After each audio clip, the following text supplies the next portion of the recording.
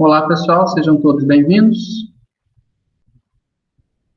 Vamos falar um pouquinho aqui sobre adições para concretos, aditivos e adições para concretos e argamassas. O cimento Portland. O cimento Portland é um pó fino, com propriedades aglomerantes, aglutinantes ou ligantes, que endurece sob a ação da água. Depois de endurecido, mesmo que seja novamente submetido à ação da água, ele não vai se decompor.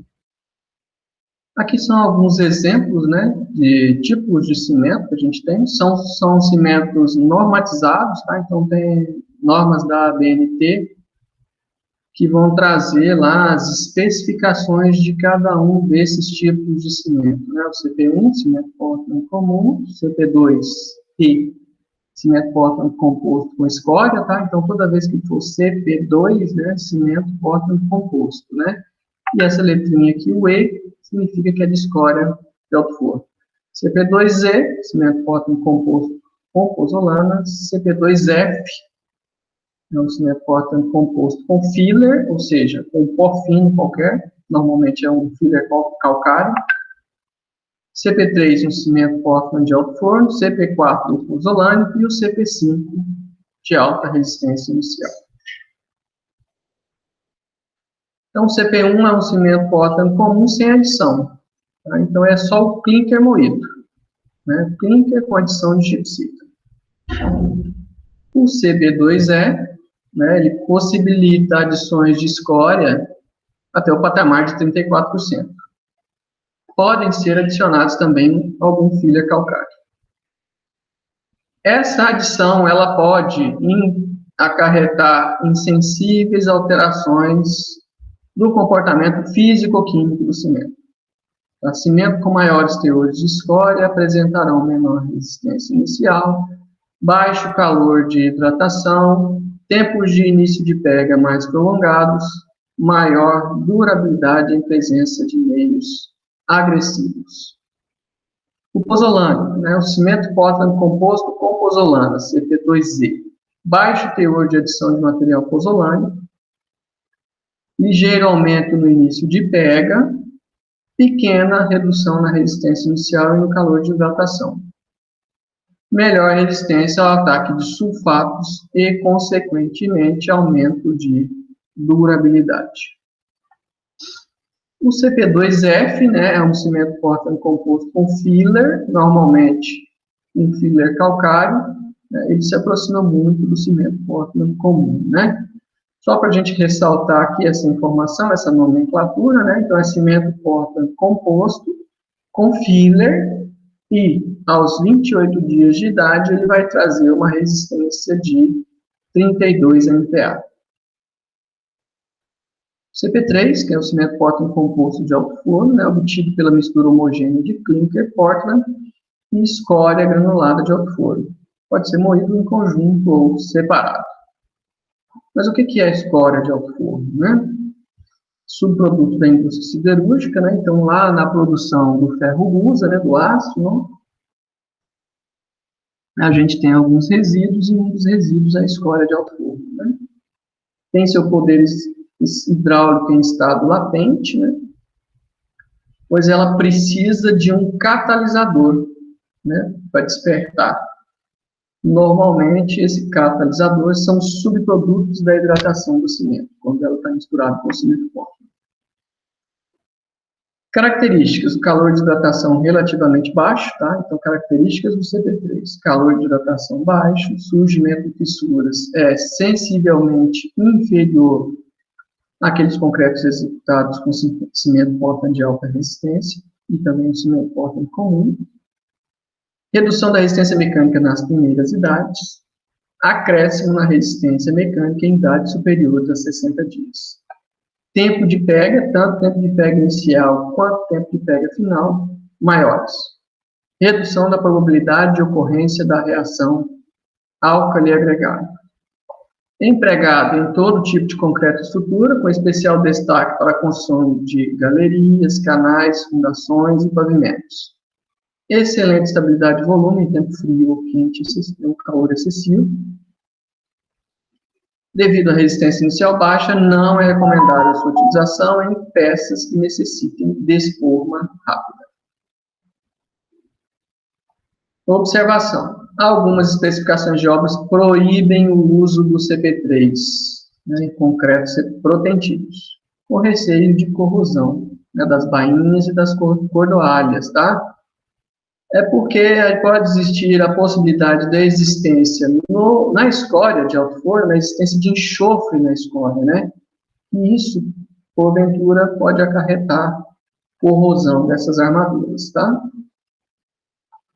O outro cimento é o cimento Portland pozzolânico, né? Aglomerante hidráulico obtido pela mistura homogênea de clinker Portland e materiais pozzolânicos. O que são materiais pozzolânicos, né? São materiais silicosos ou silicoaluminosos que, por si só, possuem pouco ou nenhuma atividade aglomerante, mas que, quando finamente divididos e na presença de água, né, podem reagir com o hidróxido de cálcio, que é um subproduto da hidratação do cimento Portland, né? E na temperatura ambiente, né, vai formar compostos com propriedades cimentícias, né? Então, a pozzolana reage com hidróxido de cálcio, né, e adquire propriedades cimentícias. Nós podemos ter pozzolanas naturais, né, material de origem vulcânica. Nós podemos ter pozzolanas artificiais, né, provenientes de tratamento térmico, de subprodutos industriais. Nós podemos ter argilas calcinadas, que também são pozzolânicas, né, materiais provenientes da calcinação de determinadas argilas, né, que, quando tratadas em temperaturas entre 500 e 900 graus, adquirem a propriedade de reagir com hidróxido de cálcio. Nós podemos ter cinzas volantes, né, que são resíduos finamente divididos provenientes da combustão de carvão pulverizado ou granulado, né? Então, da indústria siderúrgica, a gente pode ter também, né, cinza volante. E outros materiais, né, como, por exemplo, escórias siderúrgicas ácidas, a própria microsílica, rejeito sílico-aluminoso de craqueamento de petróleo, cinzas vegetais, como, por exemplo, cinza da queima de bagaço de cana, cinza da queima de casca de arroz, né? E ainda rejeito de carvão mineral. Vantagens dos materiais pozzolânicos, né? Economia no processo de fabricação, né? Então, na verdade, o material pozzolânico ele vai fazer uma substituição, né, do cimento, né? Ao invés de usar uma quantidade maior de cimento, eu vou economizar em cimento, né? E o material pozzolânico, por ser um material mais barato, eu posso ter economia no processo de fabricação para esse cimento, né? Melhora da plasticidade, menor calor de hidratação, aumento da resistência ao ataque de sulfatos, estabilidade de volume, inibição da reação álcali agregada.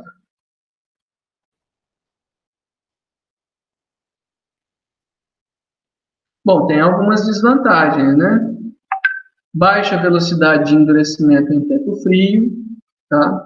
Tal característica pode ser atenuada com cura em vapor. Observação: o cimento pozzolânico é especialmente indicado para obras de barragens, em concretos produzidos com agregados potencialmente reativos e estruturas em contato com agentes e meios agressivos. O cimento Portland de alta resistência inicial, né, o CP5 é um aglomerante hidráulico que atende às exigências de alta resistência inicial. Ele é obtido pela melhor moagem do clinker Portland, né? Então, a matéria-prima do cimento, o clinker, ele tem uma moagem diferenciada, né? Constituído em sua maior parte de silicatos de cálcio hidráulicos, ao qual se adiciona durante a operação a quantidade necessária de uma ou mais formas de sulfato de cálcio. O processo de endurecimento ocorre de modo muito mais rápido, né? As inúmeras análises executadas em diversos laboratórios demonstram que aos 3 dias o CP5-ARI pode alcançar resistências superiores a 30 MPa e aos 28 dias superiores a 50 MPa.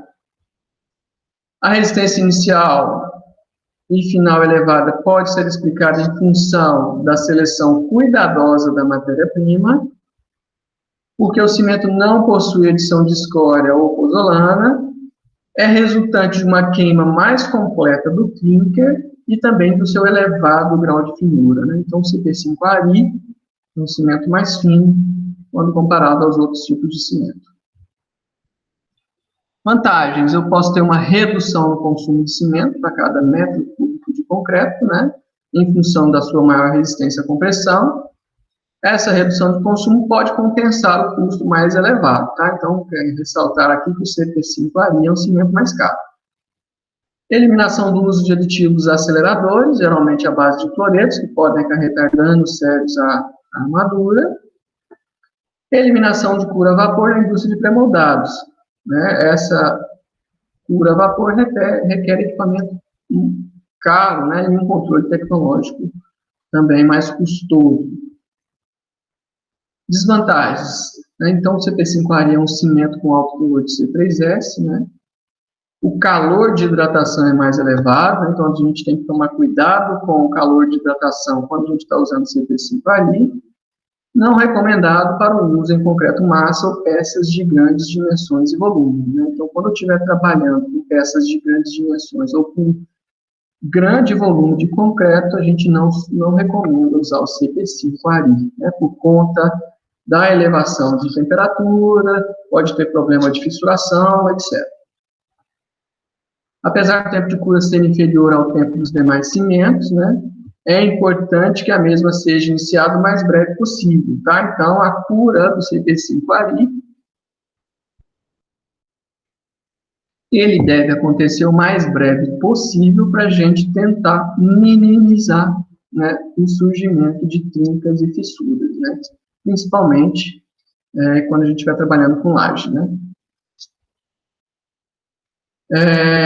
Permite a redução acentuada do tempo necessário de descimbramento, né? Ou seja, a retirada das formas, ela pode ser, das formas e dos escoramentos, elas podem acontecer de forma mais rápida, né? Então, a norma recomenda, né, a retirada do escoramento após 14 dias, né? Quando eu uso o CP5-ARI, a gente pode retirar, né, esses escoramentos e essas formas mais cedo, né? Mas a gente tem que tomar cuidado, né, com esses escoramentos, porque a gente pode ter problema de deformação excessiva, né? Posso aplicar também na fabricação de blocos de concreto, né? A elevada resistência inicial possibilita liberar os blocos mais rapidamente para o transporte, né? Então, com isso eu consigo diminuir quebra, né, no manuseio, né, e também reduzir o estoque em cura, né?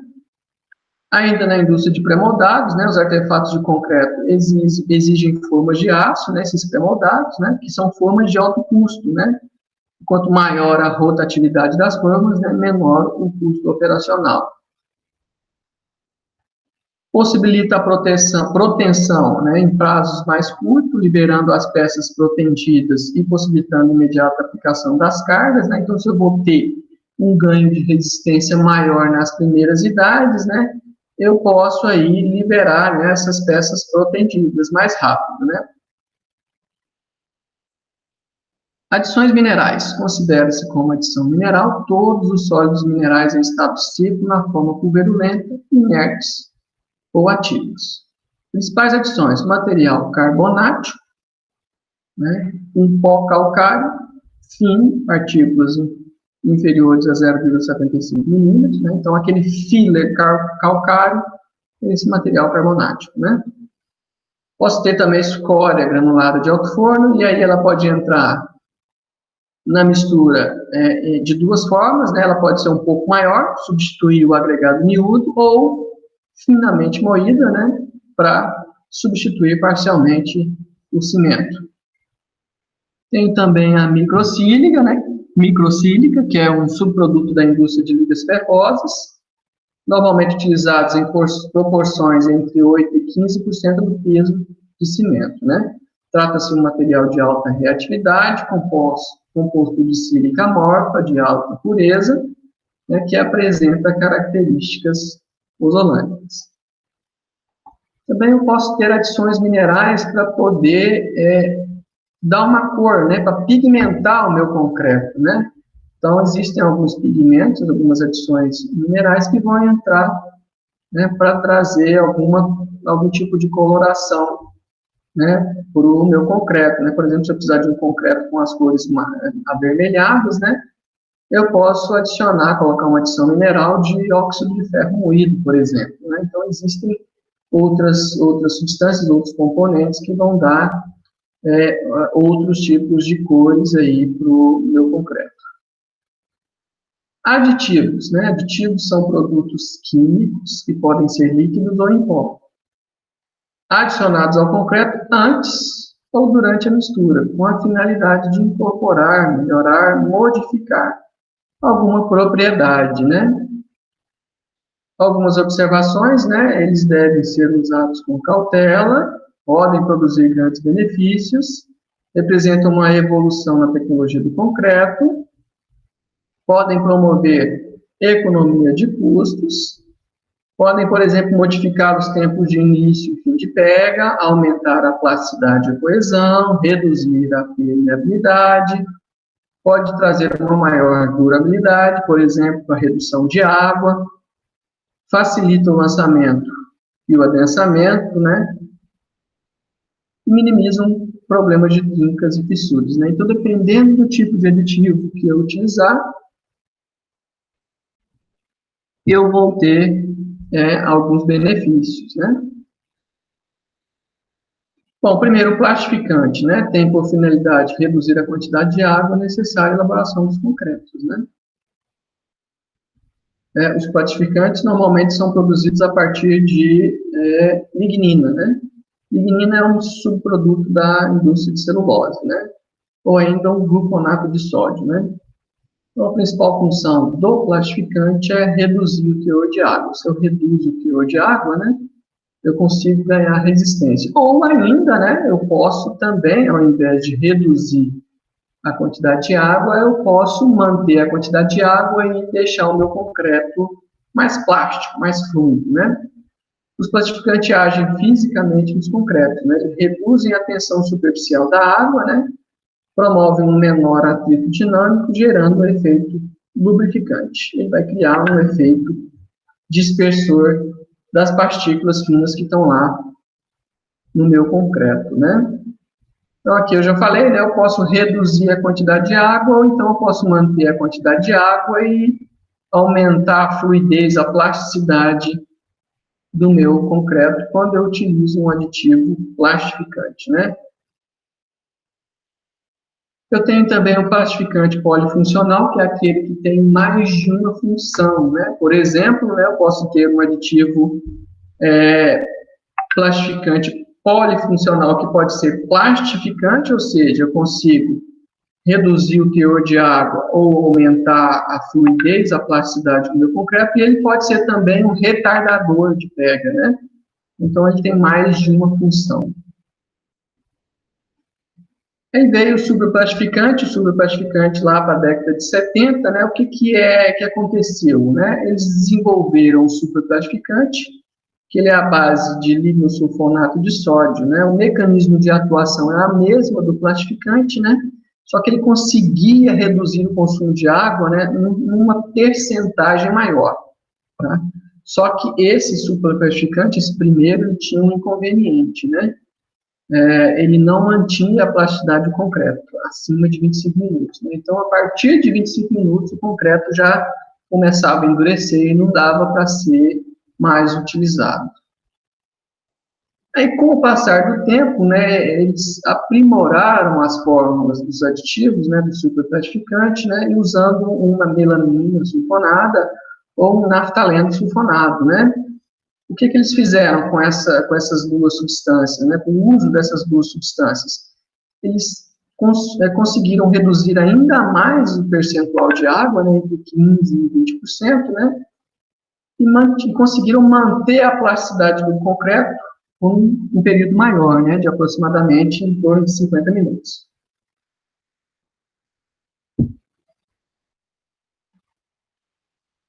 Depois, mais à frente, surgiu aquele plastificante com policarboxilato, né? É uma segunda geração, né? Éter de policarboxilato modificado. E aí esse superplastificante, ele é um pouco diferente, né? E o processo consiste na absorção superficial dos grãos de cimento que recebem cargas negativas. Então, cada grão de cimento vai ficar com a sua superfície coberta por cargas negativas. Essas cargas negativas vão provocar repulsão eletrostática. Então, os grãos vão ficar afastados por conta desse efeito das cargas negativas. E é uma repulsão uniforme, né? As distâncias vão ficar bem uniformes. Isso vai permitir, né, a percolação de água, uma melhor percolação de água, uma melhor molhagem desses grãos de cimento, né? Então, além do efeito dispersor dos grãos de cimento, né, podemos destacar a fortíssima redução no consumo de água, que passa de 30%, né? Então, essa ação dessas cargas negativas com repulsão eletrostática, né, aumentou ainda mais a redução, o teor de redução de água, a percentagem de redução de água, né, do concreto. E também resolveu o problema, né, da perda de plasticidade, né? Esse superplastificante com policarboxilato, né, ele prolongou aí o tempo em que o concreto fica plástico, né? Resolveu o problema da plasticidade, né? Aqui é só uma ilustração, né, de como é que é a ação, né, desse superplastificante, né? E a gente pode ter aí também, né, com a utilização desse superplastificante, concretos que eles chamam de concretos autoadensáveis, né? As vantagens, né? Eu tenho grande redução de água, manutenção da plasticidade por tempos prolongados, eu vou conseguir dosar concretos com o fator água-cimento abaixo de 0,3, vou ter grande coesão, redução significativa da exudação, né? Posso produzir concretos autoadensáveis, maior resistência à compressão, né? Se eu reduzir o teor de água, eu ganho resistência à compressão, maior resistência à tração, maior durabilidade, né? Porque é um concreto menos poroso, e uma melhoria também na textura superficial das peças concretadas. Outros aditivos, eu posso ter aditivo retardador de pega, né? Então, é um aditivo que vai prolongar, né, os tempos de início e fim de pega, tá? Propriedades, resistência à compressão e tração superiores. Esse aditivo retardador de pega também vai melhorar a plasticidade, né? Eu vou ter um controle do tempo de pega no estado plástico. Isso vai me facilitar o bombeamento, vou reduzir a exudação, reduzir a permeabilidade, aumentar a durabilidade e reduzir a possibilidade de fissuras no concreto. Materiais utilizados nesses plastificantes redutores de água, né, controladores de pega, são ácidos lignosulfônicos e seus sais. Algumas modificações deles, eu posso também ter alguns retardadores com ácido carboxílico hidroxilado, seus sais e suas modificações.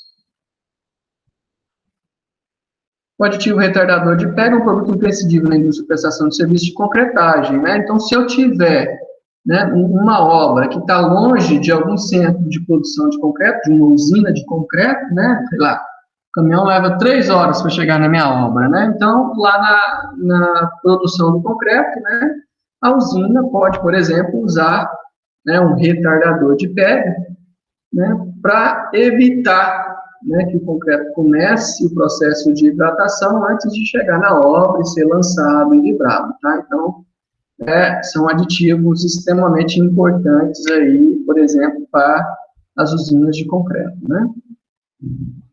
Outros aditivos que a gente pode utilizar são os incorporadores de ar, né? Utilizados principalmente em locais, né, que a gente vai ter concreto, né, e esses locais vão estar sujeitos aí a condições de congelamento e descongelamento, né? Então, locais muito frios, né, onde a gente tem a formação de gelo no interior do concreto, os aditivos incorporadores de ar são importantes porque aquelas bolhas de ar, né, vão evitar, né, que no momento do congelamento da água que está lá dentro do concreto, que a água, quando ela congela, ela aumenta de volume. Se ela aumentar de volume e não tiver espaço, né, ela vai fissurar, né, o meu concreto, né? Então, em geral, a incorporação de ar melhora acentuadamente a trabalhabilidade também. Então, o incorporador de ar também melhora a trabalhabilidade, né?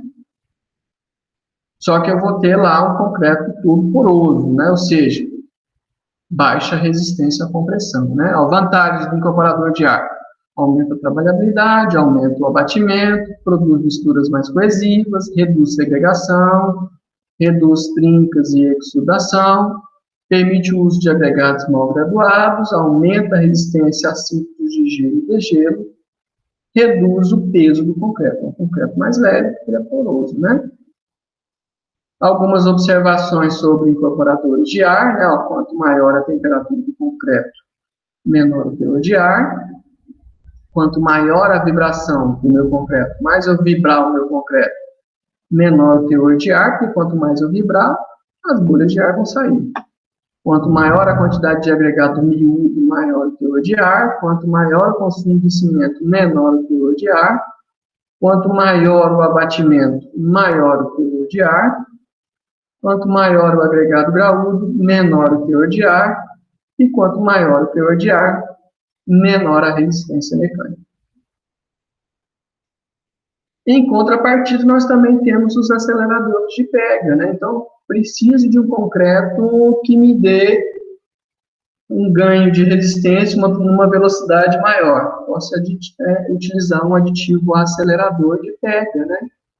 Então, pode ser utilizado um aditivo acelerador de pega, por exemplo, em concreto projetado, né? Então, estou fazendo uma construção de um túnel, né? E vou revestir a parede do túnel com concreto projetado, né? Ou seja, na hora que eu lançar aquele concreto na parede do túnel, né? Ele tem que endurecer o mais rápido possível, senão ele vai descolar e cair, né? Onde a pega rápida ou instantânea é necessária, ou concretários, onde a peça será submetida a esforços com poucas horas de idade, né? Então, com poucas horas eu preciso de mais resistência, eu posso usar, por exemplo, um acelerador de pega, né?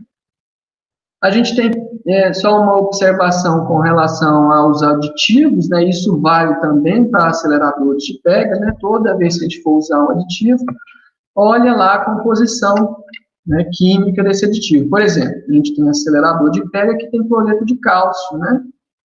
O problema do cloreto de cálcio, né, é que ele pode trazer, né, a possibilidade de corrosão de armadura.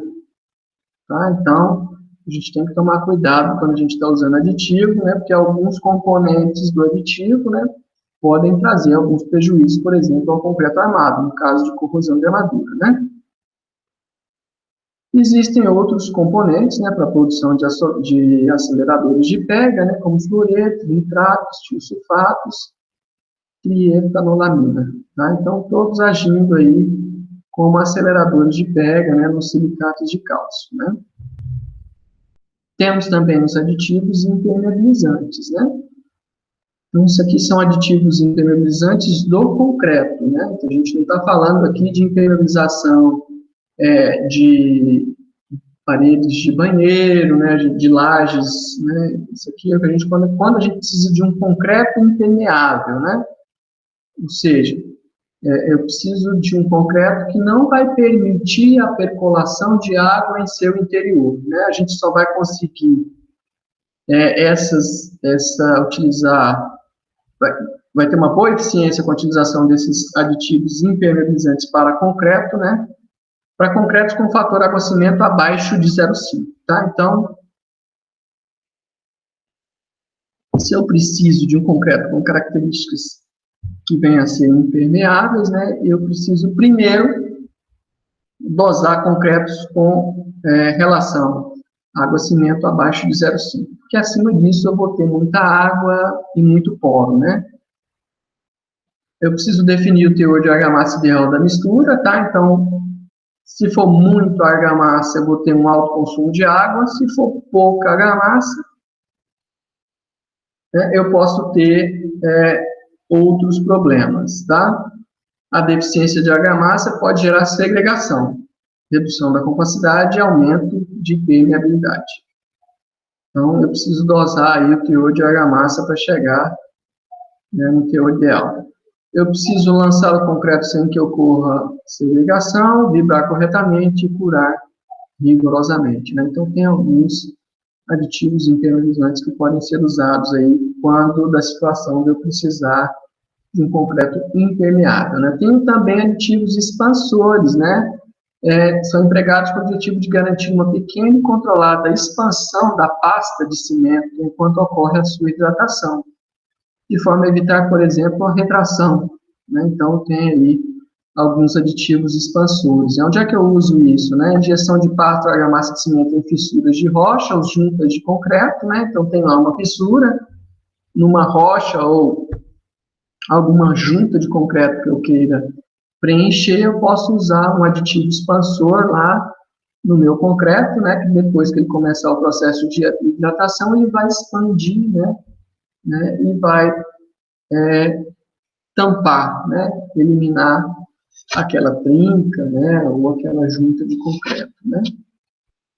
Injeção de nata de cimento em bainhas de cabos de concreto protendido, né, então quando eu for colocar lá a nata, né, de concreto, para injeção em concreto protendido, eu posso colocar aditivos expansores e isso vai aumentar lá o confinamento, né, do meu concreto nessas estruturas protendidas, né. Posso também fazer encunhamento de argamassa, né, então estou subindo uma parede, né, aí eu cheguei lá no finalzinho, no ponto da viga, né, eu posso fazer um encunhamento com argamassa expansível, isso vai reduzir a possibilidade de fissuração na interface, né, da viga de concreto, né, e o bloco de alvenaria, né. Também posso utilizar para recuperação em estruturas de concreto. Alguns cuidados com aditivos, né, os aditivos devem ser mantidos em embalagem original, no local abrigado.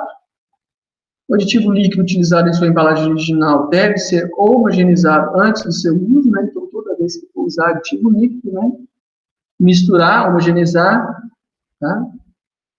O aditivo líquido retirado de sua embalagem original deve ser mantido em depósito estanque, não sujeito à corrosão, protegido de contaminantes ambientais e provido de agitador, né? Então, toda vez que eu tirar o aditivo de sua embalagem original, lembrar de colocar lá, né, as informações de que tipo de aditivo é, né, das suas composições, da sua data de validade, tá? O aditivo líquido em pó deve ser armazenado em ordem cronológica de entrada, né? Então, se eu tenho lá um depósito de aditivo, né? Eu coloco os que acabaram de chegar lá no fundo, que assim eu vou usando, né? Os aditivos mais antigos primeiro, né? Lembrando que a gente não pode utilizar aditivo vencido, né? Aditivos com idade superior a 6 meses devem ser necessariamente ensaiados para verificação de sua eficiência. Com mais de 6 meses, a gente precisa testar, ensaiar, para ver se realmente ele está funcionando, né? Aditivos com idade superior à data de validade devem ser rejeitados e retirados da obra, tá? Então, passou a validade, acabou, não utilize mais. Ok, é isso, pessoal. A parte teórica é isso aí. Agradeço vocês.